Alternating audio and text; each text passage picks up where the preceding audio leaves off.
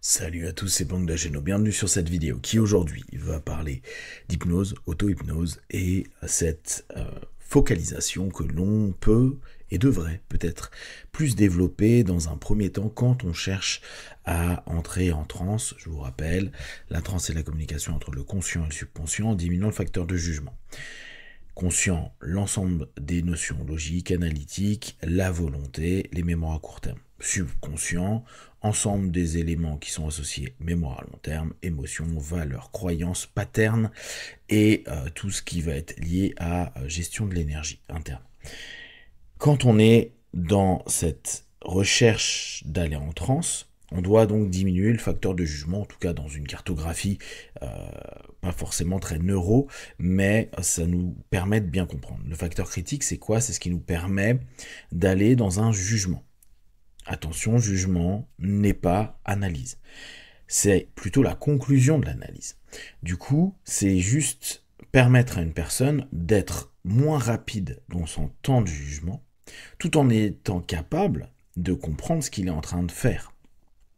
Et c'est ça qui parfois, quand on part sur l'hypnose de scène, paraît étonnant, où on va voir la personne qui peut te dire, bah là, par exemple, j'ai très froid ou j'ai très chaud, alors que rien ne va donner cette réalité. Néanmoins, la suggestion va prendre le pas sur la capacité de jugement, et parce que l'opérateur, et parce que lui a accepté de plein de façons la suggestion, la réalité, c'est que il sait qu'il ressent quelque chose, il l'analyse, mais il n'arrive pas à juger si c'est vrai ou ça n'est pas vrai, parce qu'il est nourri constamment par les suggestions, que ce soit de l'opérateur ou que ce soit on va dire, de l'environnement dans lequel il est. Du coup, l'idée au départ pour arriver dans un état où notre jugement diminue, pour entrer dans cette transe, pour qu'il y ait une communication étant des informations qu'on oriente vers le subconscient et le subconscient qui ramène des informations, qu'elles soient physiques, émotionnelles, intellectuelles, des mémoires, des sensations, des émotions, énormément de choses. On va chercher dans un premier temps à aller dans une focalisation. Il est hyper intéressant de se rendre compte que tout le monde est capable de focaliser. On sait qu'aujourd'hui, on a peut-être un peu plus de problèmes dans la focalisation, malheureusement, à cause de tout ce qui est la vitesse de notre ère, et notamment le numérique, qui parfois nous a saturés et nous a habitués à voir des éléments assez courts. D'ailleurs, c'est pas que maintenant, hein, on est quand même passé de gros bouquins, on va dire au début du 19e, à des romans de gare beaucoup plus courts durant le 20e. C'est-à-dire que cette capacité à focaliser ou à s'intéresser longtemps à quelque chose a complètement changé. Mais aussi, l'ensemble des systèmes a fait que on a une société qui est plus rapide, qui est plus speed, qui est plus sous pression d'un temps qu'on a créé, ou en tout cas qu'on a estimé être des délais et toutes choses. Alors, ce qui nous intéresse, c'est donc se dire, je suis capable de me focaliser. Même les personnes qui ont des troubles de l'attention peuvent se focaliser. Le tout, c'est qu'ils ne peuvent pas forcément longtemps. Là, l'idée, c'est de se focaliser pour créer une idée qui va créer des conséquences et qui va nous absorber. Et c'est peut-être ça, une des clés à venir. Après, je pense que c'est une hypnoéducation à proposer, etc., pour les personnes qui sont dans des problématiques justement de concentration. Je vous avais dit il y a quelques temps sur un papier que peut-être un des plus gros problèmes à venir, c'est justement cette difficulté pour les gens à se concentrer. Et du coup, je me suis dit comment on pourrait repermettre à tout le monde de pouvoir utiliser l'hypnose, qu'importe que tu aies des troubles de la concentration. Sachant que, bien sûr qu'il faut une étape de concentration, une étape de focalisation.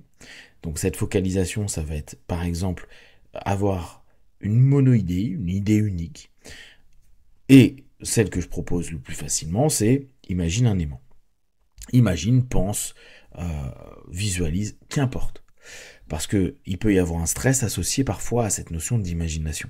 J'arrive pas à imaginer, j'arrive pas à visualiser, j'arrive pas à voir, percevoir, etc. Par contre, y penser, il y en a plein qui arrivent. Donc là, c'est vraiment sémantique, c'est pas un problème. Si je dis à n'importe qui écoute ici, prenez le temps d'imaginer un aimant. Et je peux même vous donner plus d'informations, un aimant comme dans les cartoons, ou un aimant comme dans les sciences, qu'importe ce que vous allez créer. L'idée, c'est de vous focaliser dessus. C'est-à-dire garder cet élément de création de votre pensée, imagination.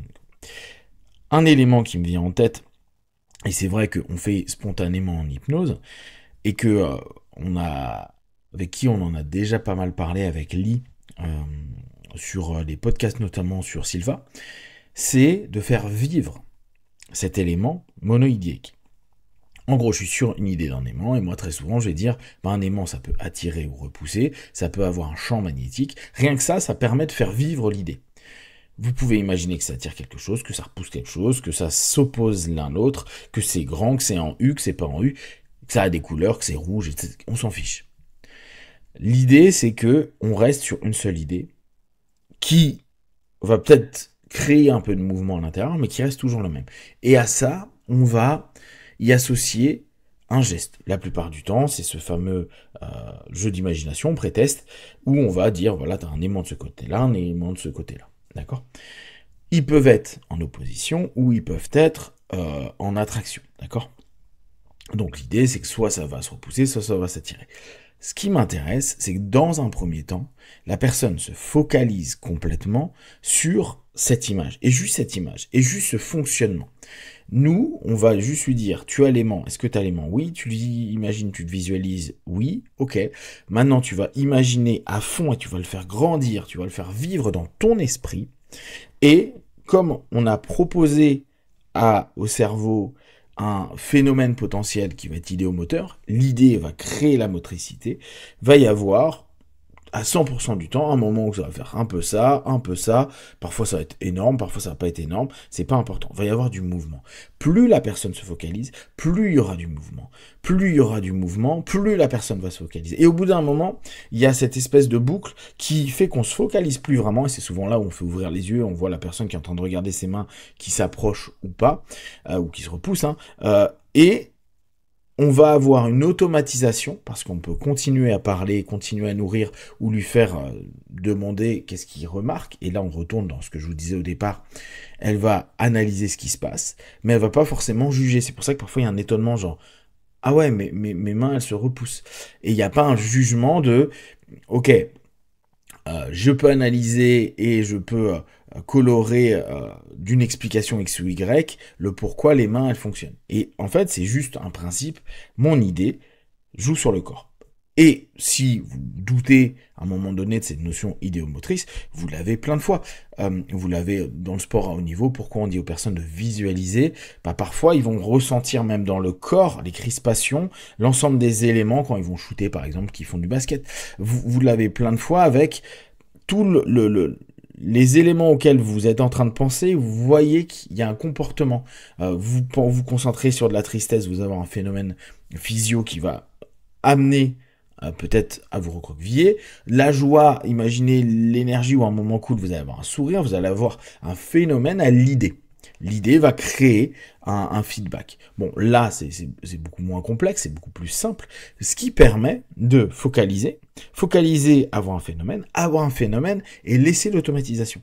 C'est-à-dire que au bout d'un moment, et c'est pour ça que je vous dis que ça peut être une porte pour les personnes qui ont du mal à se concentrer, c'est un temps de concentration pour avoir un début de phénomène.